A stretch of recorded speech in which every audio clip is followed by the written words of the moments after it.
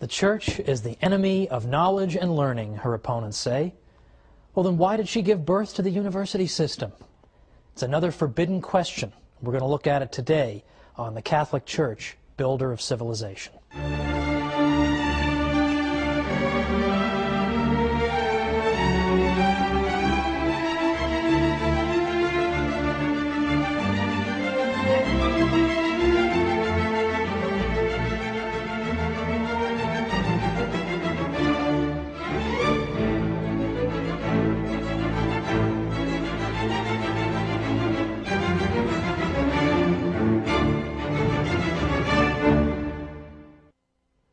Welcome to the Catholic Church, Builder of Civilization. I'm Thomas Woods. This week we're going to be talking about the development of the university system and the spread of learning throughout Western Europe, which are developments that are typically thought to have taken place rather in spite of the Catholic Church instead of because of it. But as usual, we're here to overturn the conventional wisdom. Now, for a long time, it was said that a dark age descended upon Europe with the rise of the Catholic Church to prominence following the decline of the Roman Empire. That for 1,000 years there was nothing but backwardness and darkness in the West. We've perhaps all heard this. But today, more and more we see historians are scaling back the time period that they would designate as dark. No one in his right mind refers to the 1,000 years from the late 400s to the 1400s as dark.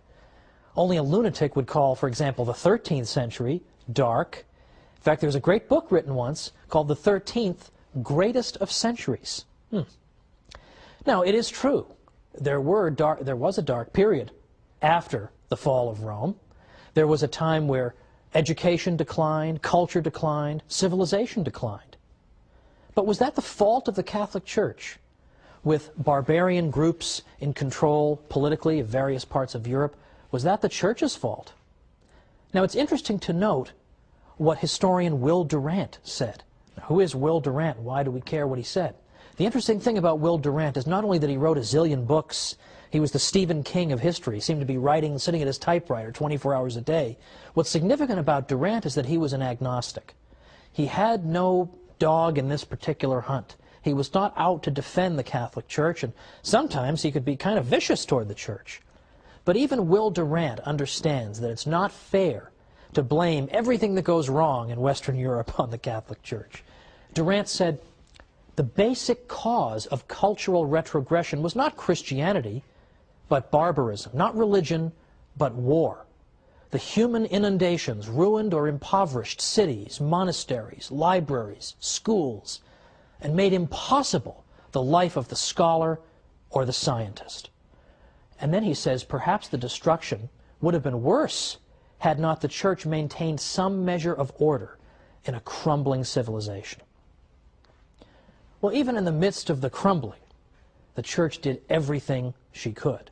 And on another episode, we will look at the role of the monks. The monks did so many things, we should have 100 episodes on them. We'll have one. But that's for another time.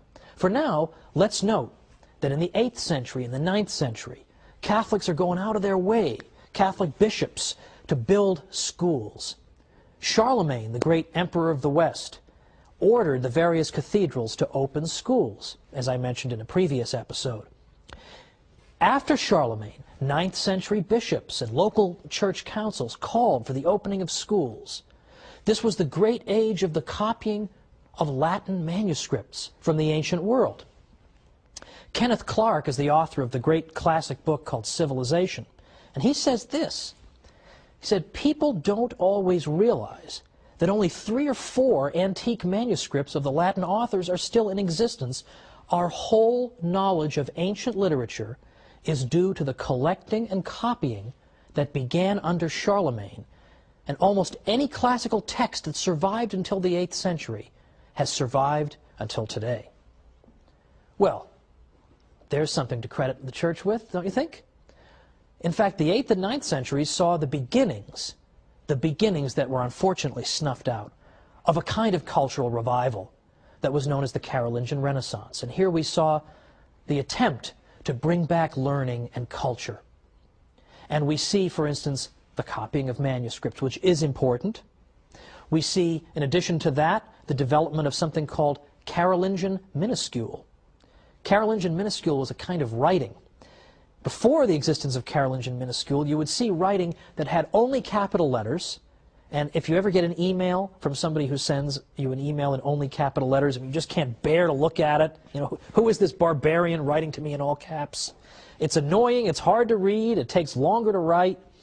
They also had no spaces between the words before Carolingian minuscule, no punctuation. So imagine just a big block of capital letters. That's a lot of fun to read. Beyond that, because of geographical isolation, people in this part of Europe, rather than this part of Europe, would develop their own script that was largely indecipherable to people from another part of Europe. Whereas it was monks who helped develop what was called Carolingian minuscule. Minuscule because it introduced the idea of lowercase letters. It also introduced spaces between the words, punctuation, and it constituted a single script, a single standardized kind of writing, so that people could travel throughout Western Europe and could understand each other. Well, that's no small contribution. That's one of the great contributions to the cause of literacy in the world. And that came out of this Carolingian Renaissance. Unfortunately, the Carolingian Renaissance died a premature death, largely because of more waves of invasion by still other barbarian groups. The 9th and 10th centuries, the 800s and 900s, saw wave upon wave of invasions by various groups, by the Muslims, by the Magyars, and by the Vikings. And these waves of invasion were devastating to the West. Monasteries were sacked and destroyed, as were centers of learning. Now, Western Europeans were often very, very good fighters, but they also tended to be very slow to organize. So by the time they could get themselves together, the raid was all over and they'd been sacked. And this happened year after year. Well, it's not the Church's fault if it's hard to maintain civilization when the Vikings are attacking you every single year. And when we consider that one of the best known of these attackers was a man named Thorfinn Skullsplitter, we can get a little flavor of what this must have been like to live at that time. And yet, the monasteries of the Catholic Church had incredible staying power. They were among the most resilient institutions that ever existed, because you can destroy one of them, but there's still hundreds more, and even if you destroy all but one, the one can restore the culture.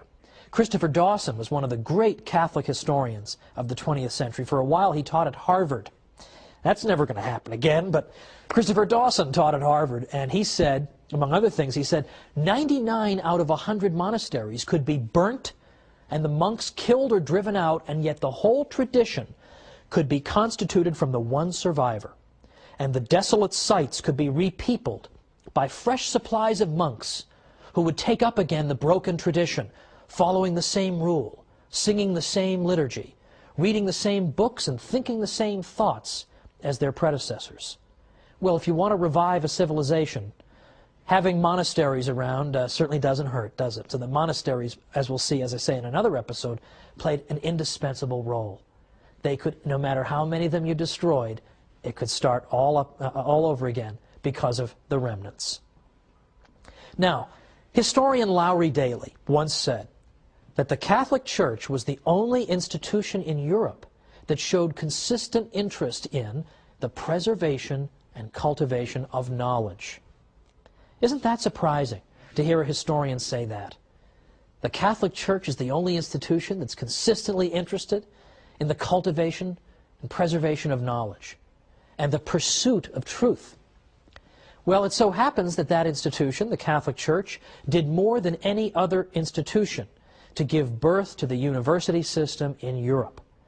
The university was a unique creation of the High Middle Ages in Europe. And when we say High Middle Ages, we typically mean perhaps 1150 to 1200, all the way to perhaps 1350 or 1300, that time period. And it's an extraordinary time because, as I say, it gives birth to the university system. How could you call an age dark that gives us the universities? Now, where did the universities come from? All different sources. In fact, they come from, on the one hand, some of the universities, some of the cathedral schools The cathedral schools that were built and encouraged by Charlemagne and later bishops, some of them turned into universities. Other universities got started as informal gatherings of scholars that eventually built up the infrastructure of a university. And we can't identify with exact precision a date that they got started, but certainly we can say that by the latter half of the 12th century into the 1200s, the universities are getting going. And you start to see some of the great universities of the Western tradition. You see the birth of Oxford and Cambridge and Paris and Bologna and the medical school at Salerno. These places are 800 years old and older in some cases. This is an extraordinary advance. And what institution made it possible? Not simply the Catholic Church, but specifically the papacy. Henri Daniel Rops was a French historian in the 20th century who said, thanks to the repeated intervention of the papacy, higher education was enabled to extend its boundaries. The Church, in fact, was the matrix that produced the university, the nest whence it took flight. The popes, for example, chartered more universities than anybody else in Europe.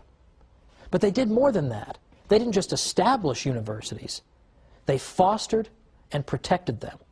They extended all kinds of benefits to universities that made it possible for them to function and survive and indeed to flourish. Sometimes, I'll just say this before we go to our break, we who live in a university town, I live in a university town, I'm not going to tell you, I don't want to hurt any feelings, but we sometimes love the money the students bring to the town, but we can't stand the students because they're so rowdy and noisy. That happened in the Middle Ages too, and the popes protected the students from sometimes the abuse of the townsmen. Let's see how he did it after we come back with the Church, builder of civilization.